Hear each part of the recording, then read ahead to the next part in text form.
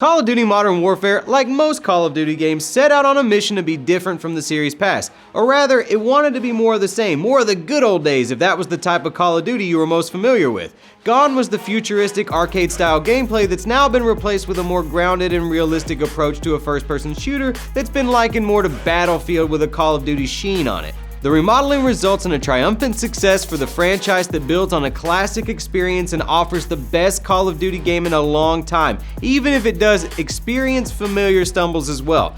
The modes Modern Warfare offers are probably the best initial indicator of what the game offers in terms of gameplay and an overall experience. There's a single-player campaign that many people sorely missed in Black Ops 4, and there's the ever-present multiplayer mode that feels more lethal than ever before.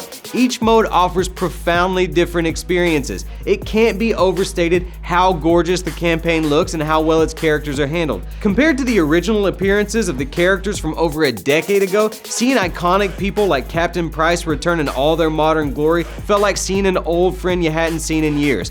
Like a movie where explosions and twists are as central to the story as the characters themselves, Modern Warfare's campaign is an extremely entertaining one, even if it is a bit shallow at times. If you're like me, Modern Warfare's multiplayer may come as a surprise when you first engage with it. Things have been slowed down to a brisk walk compared to the sprinting action that was in games like Modern Warfare 2, where players soared through the air and launched melee attacks from miles away. If you're bringing your run and gun style to the game, Modern Warfare is prepared to say, we don't do that here. The missions are diverse enough to keep groups of players busy and can be quite challenging at times, but they're less enjoyable for the solo player, which becomes especially true when comparing them to the other game modes.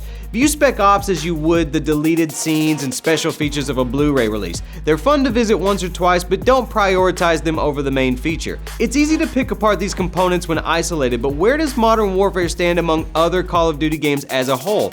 It's certainly the best Call of Duty games we've received in years, but exactly where it falls will depend on how favorable you view the older games and how influenced you are by nostalgia. One thing is clear though, Modern Warfare definitely has the potential to be people's favorite Call of Duty game, but the games as a service model will mean it's up to Infinity Ward and Activision to make sure that potential is realized in the coming months. We here at Comicbook.com give Modern Warfare 4 out of 5 stars.